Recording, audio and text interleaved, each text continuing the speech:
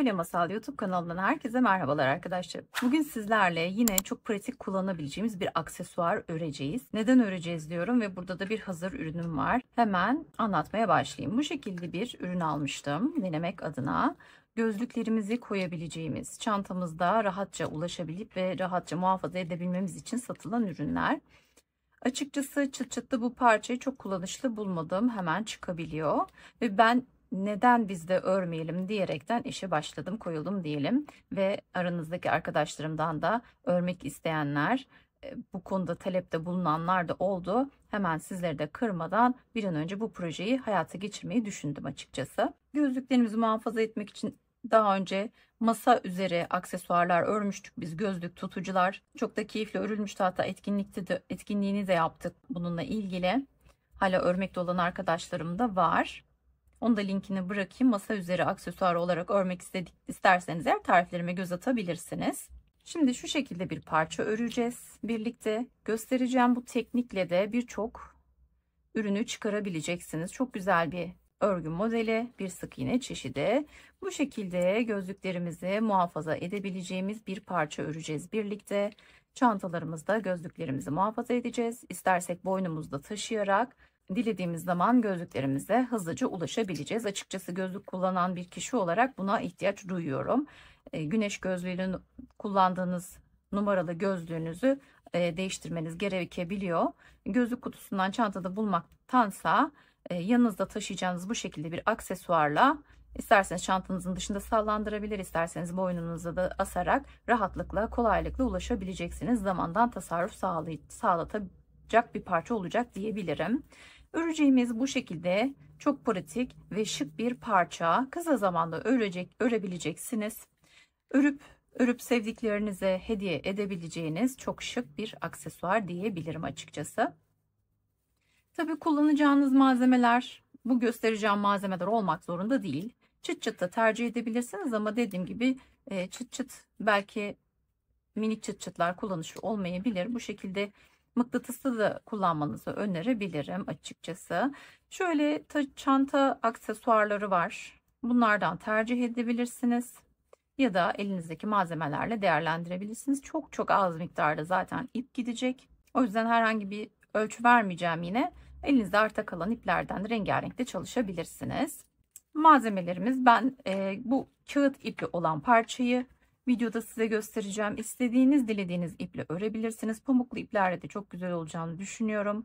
Pamuklu makrame ipleriyle de olur. Elinizde hangi ip varsa değerlendirin derim açıkçası. Şöyle bırakayım. Kullanmış olduğum benim kağıt ip. Malzemeleri göstermeden önce de minik bir detay hatırlatmak isterim. Hala kanalıma abone değilseniz ücretsiz abone olabilirsiniz. Katıl butonundan da isterseniz üye olup kanal ayrıcalıklarından faydalanabiliyorsunuz arkadaşlar. Beğenirseniz eğer videomu beğenmeyi ve yorum yapmayı lütfen unutmayın. Keyifle okuyorum. Yorumlarınızı, sorularınız varsa da yorumlar kısmından yazabilirsiniz. Şimdi malzemelerimizi bir göstereyim size. Şu şekilde çile halinde alıp sardığım, herhangi bir işlem uygulamadım. Sadece dokusuna bakıp yumuşaksa seçtiğim bir kağıt ipim var. Şöyle az miktarda kalan ipim. Tığ olarak da 4 milim, 4 numara 2,5 milim tığ kullanacağız. Ve makasımız olacak. Makasımız ve iğnemiz olacak. Kullanacağınız aksesuarlarda neyse, hangi aksesuarlarsa yanınızda bulundurabilirsiniz. Ben şöyle bir ahşap boncukla da detaylandırmak istedim. Hadi malzemeleriniz hazırsa o halde örmeye başlayalım. Evet, şimdi bir sihirli halka yaparak başlıyor olacağız. Şöyle biraz uzunca tutacağım. Öncelikle ipimi bir alıyorum ve kilitliyorum. Şimdi tığımdaki ilmeğimi tutuyorum. Bir tane sık iğne çalışalım. Sık iğnemizi çalıştık. Şimdi tığımda bir ilmeğim var. Tığımdaki ilmeğimi tutuyorum. Hemen şöyle tığımı dibine batırıyorum. Bakın 2 tane ilmek göreceksiniz. Bu birinci, bu da ikinci. Ve tığımda 3 tane ilmek olmuş oluyor. Şöyle halkanın içinden geçirip ilmek alıyorum tekrar. Aldığım ilmeği şu 2 tane ilmeğin içerisinden kaydırarak geçiriyorum. Ve tığımda 2 ilmek var. İkisini bir örüyorum. Tığımda bir tane ilmek oldu. Hemen dibinden tığımı geçirdim. Halkadan ilmek aldım. Aldığım ilmeği bu iki ilmeğin içinden geçiriyorum. Tığımda 2 ilmek var. İkisini bir örüyorum. İkisini bir ördüğüm zaman buradaki 2 ilmeği şöyle geri dönüp tekrar alıyorum. Halkanın içinden ilmek geçiriyorum. Geçirdiğim ilmeği ikisinin içinden kaydırıyorum ve ikisini bir örüyorum. Bakın şimdi ne yaptık? 1, 2, 3 tane diye sayalım. Yaptıkça sıkıştırırsanız daha iyi olur. Kağıt iple örecekseniz daha sonra, çünkü çektiğinizde kopma ihtimali var. Tığımdaki ilmeği tutuyorum. Hemen dibindekinden, ikisinden tığımı geçiriyorum. Halkanın içinden çevirip bir ilmek alıyorum. Aldığım ilmeği ikisinin içinden kaydırıyorum. Gelmedi. Tekrar yapacağım. Kaydırdım bakın. İkisini bir örüyorum. Tığımdakini tutuyorum. İkisinin içinden geçirdim. Bir ilmek aldım. Kaydırdım. İkisini bir ördüm. Bakın şimdi çektiğimde buradakini çok uzun bıraktım. O yüzden bunu geri alacağım. Bu kadar uzun bırakmamak daha iyi. Ölçüsüz olacak yoksa. Şöyle sıkıştırayım birazcık daha. Tığımda var, tuttum, ikisinin içinden geçirdim. Halkadan bir ilmek, ikisinden kaydır ve ikisini bir ör. Bunu 8 defa tekrar edeceğiz. Şimdi şöyle alacağım. İkisini bir öreceğim. Tığımın altındakinden, halkanın içinden, son aldığım ikisinden kaydırıyorum ve ikisini bir örüyorum. Bakın şimdi sayalım. 1, 2, 3, 4, 5, 6, 7. Bir tane daha yapacağız. Şöyle kaydıracağım. İkisini bir öreceğim. Şöyle birazcık ipimi çekeceğim. Kapatacağım. Evet. Şimdi bir üst sıraya geçeceğiz. Nasıl yapıyorum? Üst sıraya geçerken tığımda ilmek var. İkisinden geçirdim. Bu sefer halkanın içinden değil, ilkinin, bakın 2 tane ilmek var. İlk ilmeğin şu arka tarafından, arka ilmeğinden alarak öreceğiz. Şöyle ikisini bir alıyorum. Sağlamca örmek istiyorum. Aldığım ilmeği ikisinin içinden geçiriyorum ve tığımda oluşan 2 ilmeği birden örüyorum. Şimdi buraya bir tane yaptık. Şu bizim birinci yaptığımız. Hemen buraya bir tane ilmek belirleyici takalım. Şöyle bir ip alıyorum. Geçiriyorum. Şimdi yine aynı yere çalışacağım. Bakın aynı yaptığım ilmekten yine bir ilmek alıyorum. Şunu biraz küçültelim. İkisinden kaydırıyorum. İkisini bir örüyorum. 2 tanesini aynı yere çalıştık. Şimdi tekrar yapalım. Bir sonrakini atlıyorum. Bir sonraki ilmeğin arkasından alıyorum. Bakın gene. Şöyle ikisini bir alıyorum. Bu ipimi de içeride yürütüyorum. Saklamak için. Şimdi aldım. İkisinden kaydırdım. İkisini bir ördüm. Aynı yere yine yapacağım. İkisinden aynı yerden ilmek alıyorum. Kaydırıyorum ve ikisini bir kapatıyorum. Şimdi ne yaptık? Altta 2 ilmek var. Üstte 4 ilmek var. Arttırarak gidiyoruz bu sırayı. Şöyle içinden yürüteyim. Bir sonrakine atlıyorum. Arka ilmeğinden, bakın ön ilmekler kalıyor.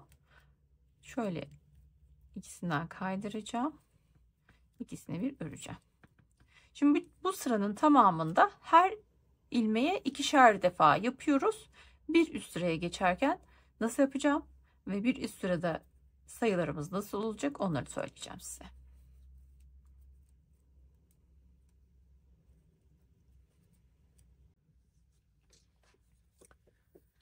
Şimdi döndüm geldim, tamamladım. 8 sık iğne diyeyim vardı. sayımızı 16'ya çıkarttık. Önce bir tane yapalım, sonra belirleyici koyayım. Şimdi bir üst sıradan devam ediyoruz. Yine aynı şekilde devam ediyorum. Ön tarafı değil, arka tarafından alıyorum. İki kanadı beraber olacak şekilde alıyoruz. İlmeğimi alıyorum. Tığımdaki 2'den kaydırıyorum ve ikisini bir örüyorum. Şimdi bir tane ördüm. Yine aynı şekilde alıyorum. Bakın bir sonraki şurada, ikisini bir alıyorum. İlmek aldım. Kaydırıyorum, örüyorum. Şimdi bunu aynı yere bir tane daha çalışacağız. Bir alt sırada hepsine çift battık. Burada bir ördüm, bir arttırdım. Tekrar. Şimdi bir sonraki ilmeğe geçiyorum. Bir tane örüyorum. Şimdi bu sefer bir sonrakini atlıyorum. Buraya 2 tane örüyorum. Şimdi biraz daha yürütelim. Bakın aynı yere battım. Kaydırdım. İkisini bir ördüm. Şunu arkaya alayım artık. Bir ördüm, bir arttırdım. Bir ördüm, bir arttırdım. Bir sonrakindeyim. Bir tane örüyorum. Bir sonrakine geçiyorum. Buraya 2 tane yapacağım. Bu sıra boyunca da bir öreceğiz, bir artıracağız. Ve bir üst sırada ne yapacağız onu anlatacağım size.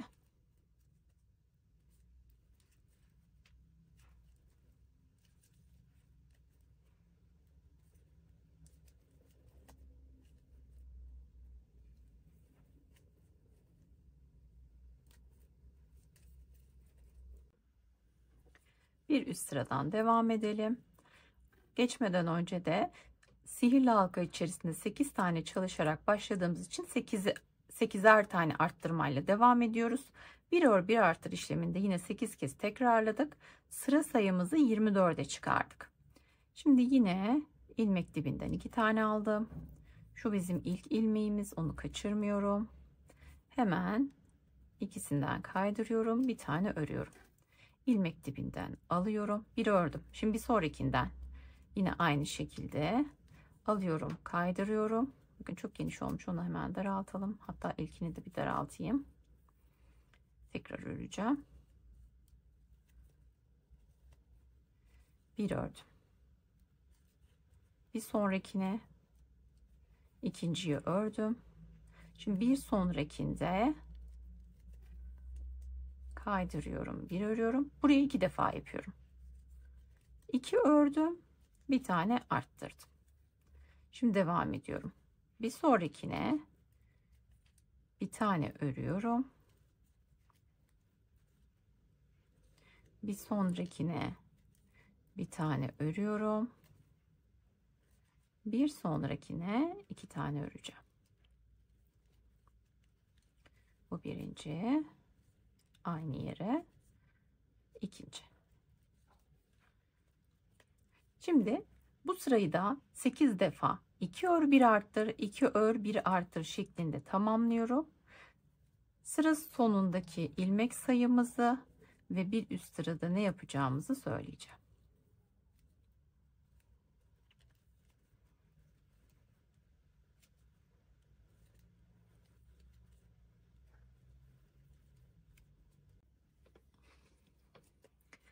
Şimdi tamamladım. Bakın 8'er defa yaptım. 2 ör 1 arttır. 2, 4, 6, 8, 10, 12, 14, 16, 18, 20, 22, 24, 26, 28, 30, 32'ye sayımızı ulaştırmış olduk. Şöyle ilmek belirleyicimi devam ettireceğim. Ön ilmeğe takıyorum. Şimdi bu sırada herhangi bir arttırma işlemi yapmayacağız. Sayımızı koruyacağız. Dolayısıyla her ilmeğe yine aynı işlemi yapıyorum. İlmek alışlarımda bir değişiklik yok. İkisinden şöyle yapamadım, tekrar yapacağım. Alıyorum, kaydırıyorum, ikisini bir örüyorum. Alıyorum, kaydırıyorum, ikisini bir örüyorum. Her ilmeğe birer defa çalışalım. Bir üst sırada yine arttırmayla devam edeceğiz. Şöyle olacak. Şunu da yapıp anlatayım size. Şimdi Hepsine çift battık. Bir ördük, bir arttırdık, iki ördük, bir arttırdık. Bu sırada hepsine bir tane batacağız. Biz üst sırada 3 örüp bir arttıracağız. Bir üst sırada 4 örüp bir arttıracağız ve düz öreceğiz. Yani ikişer sıra arttıracağız. Bir sırada düz gideceğiz. Ne kadar genişliğe erişmesini istiyorsanız o kadar büyütün. Aynı sistematikte büyüteceğiz zaten. En sonda kenara nasıl gidiyoruz onu göstereceğim size. Şimdi hızlıca örüyorum ve tekrar kenar yapımı için buluşuyor olacağız.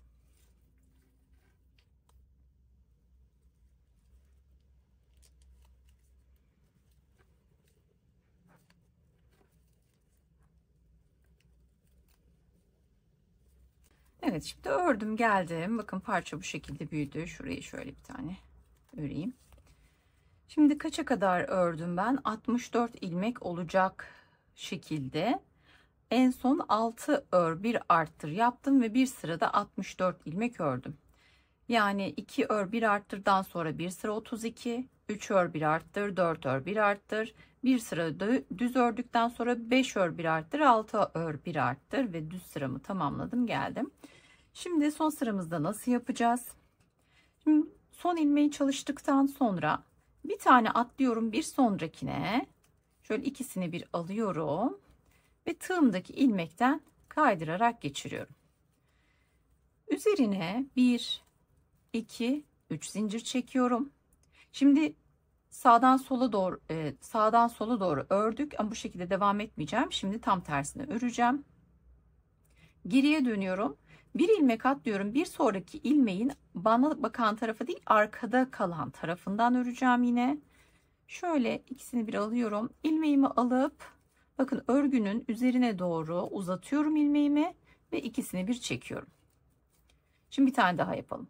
1, 2, 3 zincir çekiyorum. Geriye dönüyorum. Bir, ikinciye şöyle arkadaki ilmeği tığımın kancasını geçirip ipimi alıyorum öne doğru. Biraz uzatıyorum. Zincirin üzerine doğru ikisini bir kapatıyorum. 1, 2, 3 zincir. Bir tane atlıyorum bir sonrakine. Şöyle doğru yere batmış mıyım diye kontrol ediyorum. İpimi alıyorum, uzatıyorum zincirimin üzerinden, ikisini bir kapatıyorum. Bakın bu şekilde bir model yapmış oluyoruz. 1, 2, 3 zincir, bir tane atla bir sonrakine. İpi alıyorum, uzatıyorum zincirin üzerine doğru, ikisini bir kapatıyorum. Şöyle bir kirpik çalışacağız. 1, 2, 3. Bir tane atlıyorum bir sonrakine. İlmeğimi çekiyorum, uzatıyorum ve zincirin üzerinden ikisini bir kapatıyorum. Tüm parçanın etrafını bu şekilde tamamlayacağız. Ardından aparat takımıyla devam edeceğiz.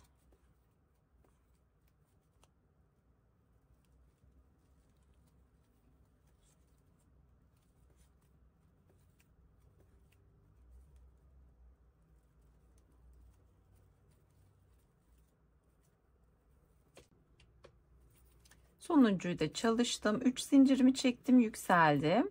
Şimdi şu zincir çektiğimizin dibinden şöyle batıyorum. Tığımdaki ilmeğin içinden çekip bunu arkaya alacağım. Şöyle ilmeğimi tığımla arkaya alıyorum. Şöyle tığımdaki ilmekten ipi geçireceğim ve kesiyoruz artık. Sonra sıkıştırıyoruz. Evet. Bunu iğne yardımıyla sabitleyelim.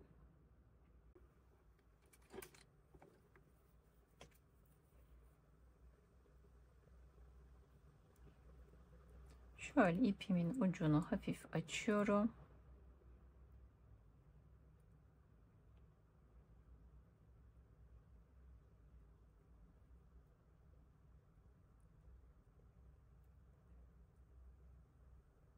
İğnemin ucundan geçiriyorum.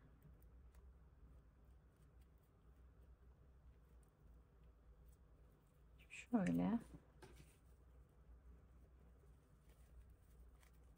aralardan geçirerek sabitleyeceğim.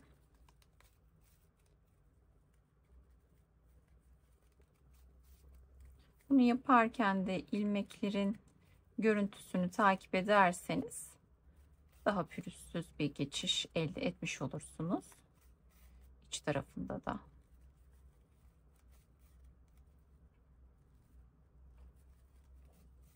Bu kadar yeterli. Şu ipimizi de yeterince yürütmüştük. Onu da kesiyorum. Mavi ipimi de çekiyorum artık. Bakın. Çok güzel bir parça elde ettik. Bu parçayı isterseniz suplu olarak çalışın. İsterseniz şapka detaylarınızda kullanın. Büyütüp kenar yapıp ve siperlik kısmıyla şapka içinde kullanılabilecek bir model. Birçok örgü parçasında tercih edebilirsiniz. Bardak altlığı yapabilirsiniz. Yine aklınıza gelen fikirleri olursa yorumlardan yazabilirsiniz. Birbirimize ilham olalım. Şimdi bu parçayı bu şekilde katlıyorum. Şöyle gözlüğümle bir göstermek istiyorum size. Bakın. Bu şekilde çok da yeterli. İsterseniz boynunuzda askıyla, isterseniz çantanıza takacağınız şekilde kısa bir askıyla kullanılabilecek. Şimdi aparatını nasıl takıyorum onu göstereceğim. Şöyle karşılıklı olarak 2 tane belirleyelim. Şöyle açacağım önce. Şimdi benim kullanacağım aparat bu. İsterseniz siz farklı aparatlar tercih edebilirsiniz. İple bağlayabilirsiniz. Düğmeli yapabilirsiniz. Tamamen size kalan bir durum burada. Elinizde olan malzemeler diyeyim açıkçası. Şimdi benim temin etmiş olduğum çanta aksesuarları olarak satılıyor. Geçirdikten sonra şöyle bir sıkıştıracağım.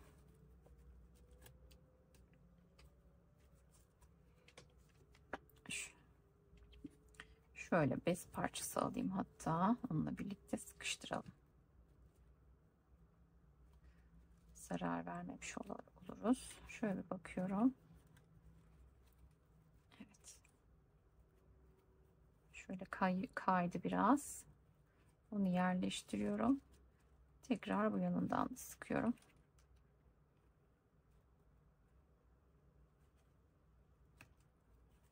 Bakıyorum.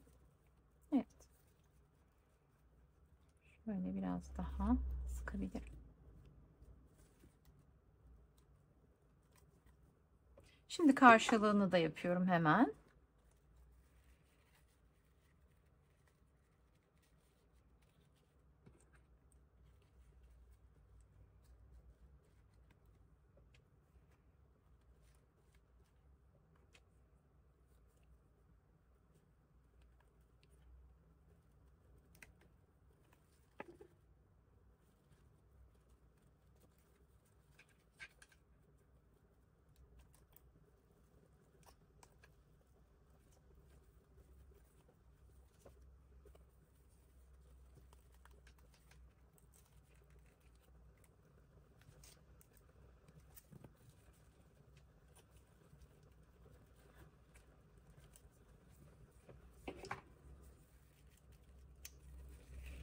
Evet, karşı tarafını da taktım. Bakın bu şekilde çok kibar. Hemen tekrar gözlükle deneyelim.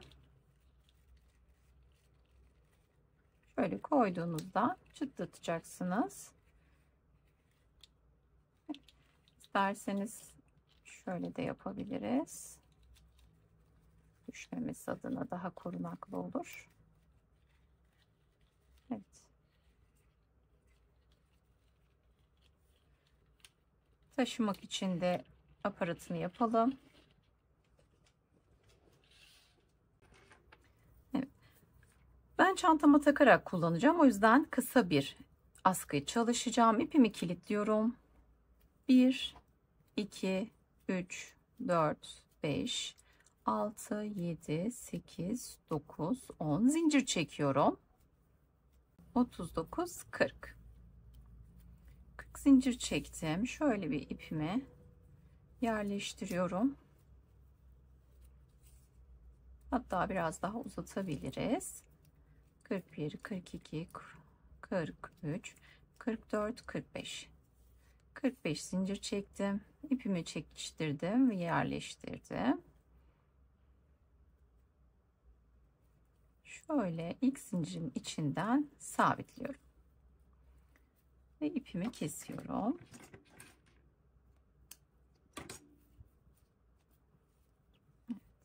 Bu şekilde tamamlamış olduk. Şöyle düğümleyeceğim.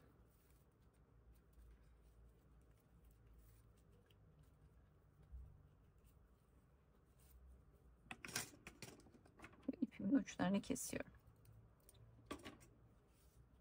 Şimdi tekrar alıyorum. Şöyle çanta aparatları var. Onlardan bir tane takıyorum. Şöyle açabiliriz kolaylıkla. Şuradaki kirpikten geçiriyorum bakın.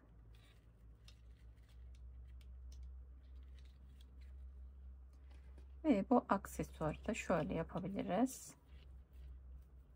Şöyle alalım. Şöyle içinden geçirelim.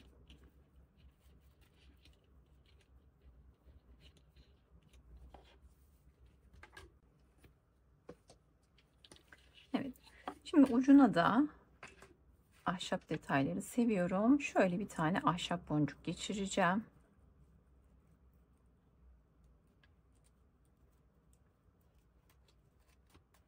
Şuraya bir tane de minik bir düğüm atalım.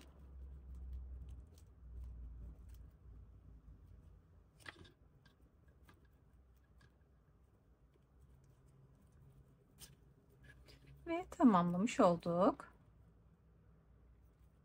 Bu şekilde bir ürün elde etmiş olduk. Bunu çantanıza rahatlıkla takabilirsiniz. Yine bu ipi kullanarak da çantada kullanabilirsiniz, takabilirsiniz çantanıza. Ve bir projemizin daha sonuna gelmiş olduk. Bu şekildeki içeriklerime ulaşabilmek adına kanalıma ücretsiz abone olabileceğinizi hatırlatmak isterim. Katıl butonundan da üye olarak kanal ayrıcalıklarından yararlanabilirsiniz. Bir başka projede buluşmak üzere. Hoşça kalın.